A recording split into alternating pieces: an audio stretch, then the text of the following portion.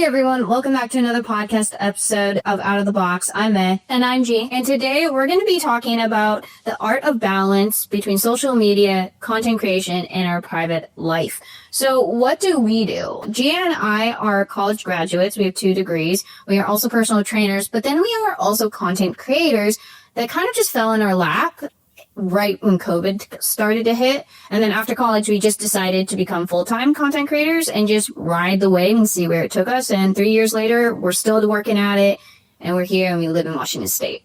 I'm going to preface this as well. May and I never once started TikTok or any social media platform because we wanted to be influencers. Like May said, it dropped into our lap, kind of what everybody else kind of figured out what TikTok was. We were audiences. We saw people, we were like, oh, this is a cool trend. Let's post it. Never thinking it would go viral. Never thinking this could be a job. It was just a fun little side thing that May and I started doing, started seeing we were getting views and followers. And then it kind of just picked up and went onto its own journey by itself. And May and I are just sitting here to this day still figuring it out. Yeah. So we are, like May said, 3 years almost into it. 3 years coming May is when we graduated college. So 3 years full-time doing it, and we still don't have all the answers, and I don't think everyone knows. Content creators still don't know what they're doing for half the time. Yeah, no. Just because everything changes, algorithms change, content changes, niches change,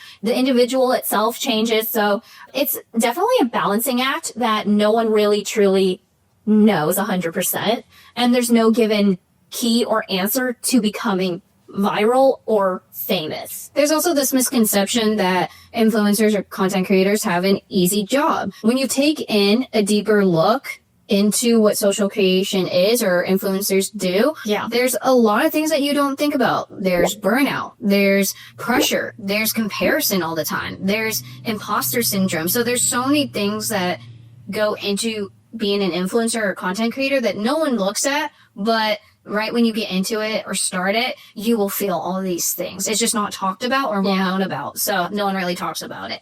But there's a huge mental toll that no one talks about.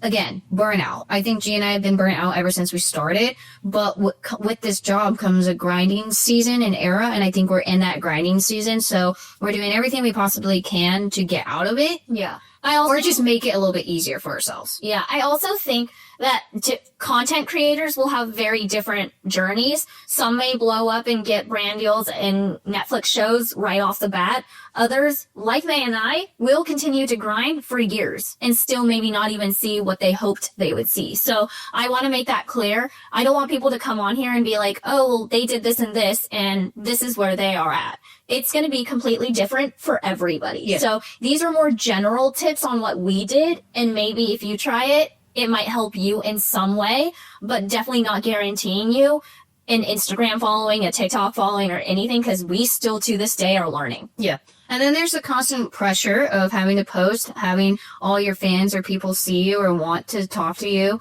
demanding certain things to see from your life just because you do post about your life. A lot of people assume that they have full access to you, which that's not the case. And then you have to compare yourself. You fall into that mentality of comparing yourself to other creators or other influencers, and you're like, man, it's a hard game out there. And so you constantly have to try to do something different or get more people to follow you. It's just a bunch of mental tolls that you have to get through and suffer from because of this job. But not too much negativity here. Let's move on to the strategies for how we are balancing content creation in our private life. I think the best thing that we've done so far is setting boundaries, showing you guys what we want to show you and keeping things that we don't. But I would like to say a lot of our content is what you see is what you get. That's just who G and I are. We're not those type of people to just put up a camera and be fake and show you whatever you want to see. What we don't film though is us bickering. That's really the only thing we won't show. Bickering, fighting, like sibling fights, you know, or personal life things like if something happened to our family and we don't want to share it, we don't share it. Our relationships based off how we feel about them and how we feel they're progressing, we will not share that unless both of us are okay with it. Showing certain faces like family members. Just keeping their privacy is hard too, because everybody wants to know where we came from, who our parents are, who our siblings are. And yes, we will kind of give you guys what you want at certain degrees and times, but also trying to keep the privacy of our own family because they didn't sign up for it. Yeah. And I feel like a lot of people, or at least like YouTube has kind of become more family oriented, and our families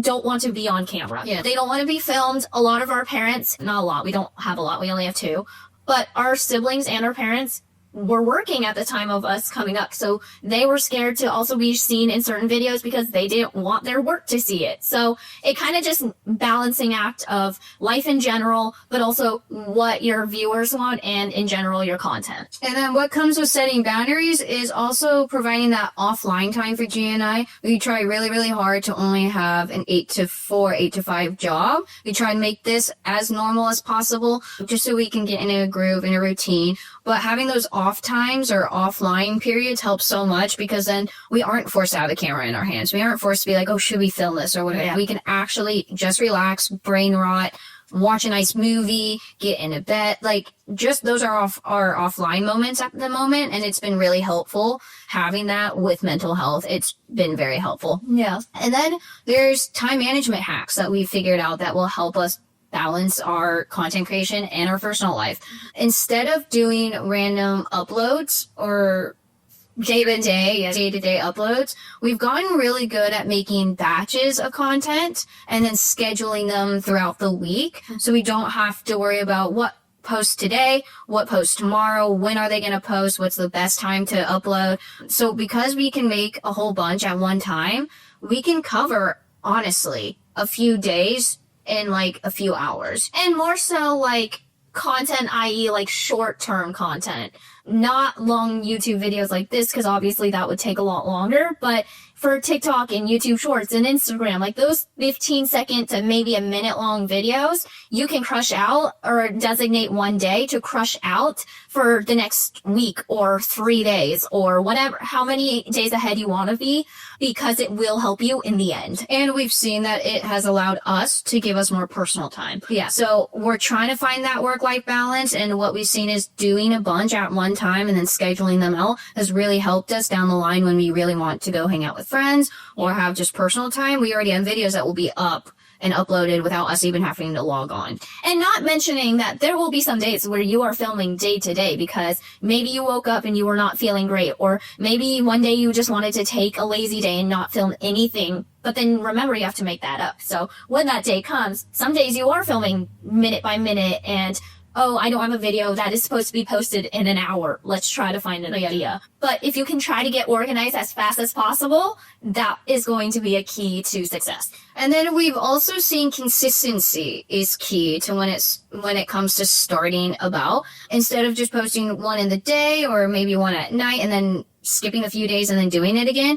Once you start or you put your mind to this is what I want to do, you need to be consistent with it. So let's say you wanted to post 3 videos a day and you have those 3 times. You post those times, but you do it every single day. You don't just do it one day, skip a day, do it again a day, whatever. You need to be consistent right from the get-go. And even if you don't get that many views, down the line you'll see it will help no matter what. Yeah. And then there's this mental and emotional balance that we try to figure out to help us with balancing content creation and our private life. So G and I try our very best to avoid burnout. I know it's not doing the best right now since we're in the grind era of our work. So we don't have too much personal time to take care of that right now, but in hopes down the line we will.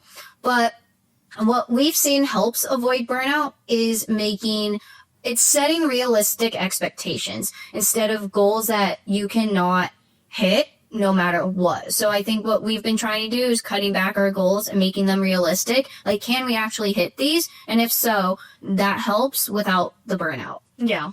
And then there's the importance of self-care, like I've said and mentioned, and stepping away when needed. And I think I've had more mental health days than G, just because I suffer from more mental health issues. Yeah. And I need those days to recuperate and regenerate, which G doesn't. So like when I need those days, it's really up to her. She wants to take those days too, or she wants to continue doing whatever she's doing with work. But for me, I'm out of commission for that day just because I cannot keep up with a neurotypical person. If you're neurodivergent, you know exactly what I mean. Also, I might be more neurotypical than May, but I still have my neurodivergent moments. So don't let that fool you because I think I'm just high functioning. Yeah, I'm not. But then there's also managing the online negativity and protecting your mental health. I think at the very beginning, when we first started, that's where I suffered the most. So at the very beginning, when we were starting out, I know I didn't look the same as G, and we don't look like the typical, like, women that you would see. I know we got a lot of comments about our muscles, how I dressed, how I acted. And so trying to navigate those negative comments in such a harsh world already can be so detrimental to your mental health. So what I found out that helped was giving G the control of the comment section for a little bit, especially when I knew it was pretty bad. So I wouldn't have to look at it. But then when you get into it and you have years on it, you kind of grow tough skin and you kind of brush them away. Yes, it still stings sometimes, but a lot of the comments are just straight up stupidity. Yeah, and it's people who want your attention. So if you don't give them that attention, more than likely they won't come back. Yeah, so that's a tip I can give for the negative comments. If you get them, just don't pay attention to them. But that's harder said than done because I do know when we were like, oh my God, I wish I could just say this to them. But you also have to remember you are growing a brand. You are growing your business as a creator. You don't want to add to the fire with certain situations just because, you know, a lot of receipts come back up and you can get canceled easily over some small little things. So just remember that when you're beginning, or if you are getting really harsh comments, to just kind of shovel it to the back and just, you can even filter your comments. You can delete the comment, whatever. But the best situation is just to ignore them because that's all they want is to get under your skin. Yeah. And if you can just ignore it, they will probably end up skipping to a next creator and bullying them. Yeah. So the next section we're going to talk about is how do we monetize without losing our authenticity? Like, how can you get money doing this job without losing your soul?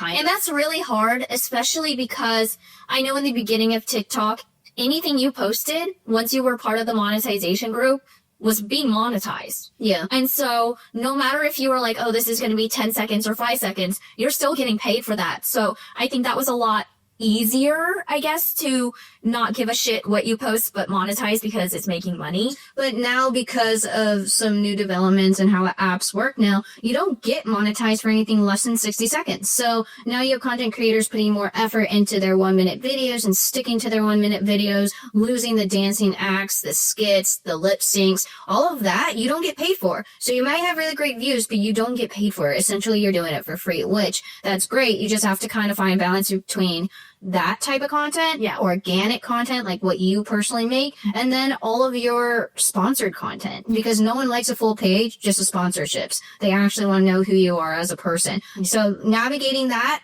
is really big. I think we've done a pretty good job with those, actually. And we try not to have more than one video, a sponsored video, be in a week, just because it sounds way too commercially. It doesn't make your page look good. The great brand videos are ones that you don't realize are brand videos. Yes. So if you can really hone in on making your video content with brands organic and smooth transitions, it's a lot easier for your viewers to continue watching them. We also have been doing a really great job at staying true to our brand. Yeah. I don't think our brand has changed much, just like G and I haven't changed no matter the following number or the size of it, which is very good for us, I think. It makes us more relatable, and you can see that through our content. Yeah. But yeah, staying true to the brand and yourself while working with these brands is also huge on how you don't lose yourself. And this is another tip for brand collaborations. Brands want to see how you're interpreting or using the product in your own daily life. So don't make up this huge scenario just so you can bring in the brand. Just a lot of brands will come to you because they see that you can organically implement that brand, or product. So as long as you're organic, that's what the brands are going to come for. Yeah. And then the last thing that we're going to be talking about, or at least for this section, is the importance of long-term vision over short-term gains. So for Gia and I, our long-term vision is for this YouTube channel to do very well, right? Or well. And our short-term vision or goal is just to get as many people as we can on here. Yeah, just growing. It takes a lot more work to get YouTube up and going than potentially throwing something viral on TikTok.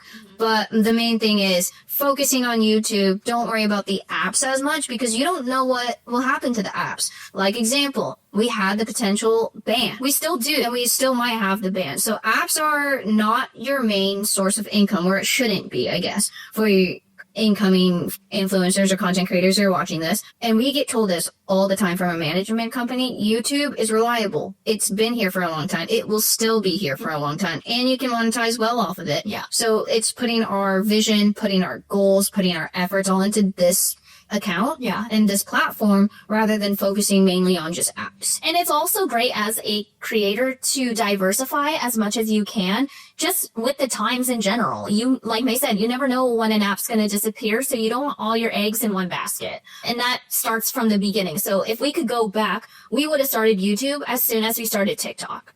Yes. And I think it wouldn't have been easier, but we would have diversified a lot earlier than almost 2 years ago. Yeah. But all in all, key takeaways here from this entire episode, if you are just starting out, be consistent with what you're posting and when you're posting. Yeah. Make sure you have a bigger picture in mind for a bigger platform than just the apps, because you don't know what apps are going to come and go. YouTube is very reliable. So if you're content creating or starting and you're on these other apps, maybe move to YouTube. Start a YouTube page. You don't know what's going to happen with it. The monetization is better and more sturdy on there once you get there. Yeah. And then 3, taking the time to figure out the balance between your personal life and work life will be of huge importance when you are starting out.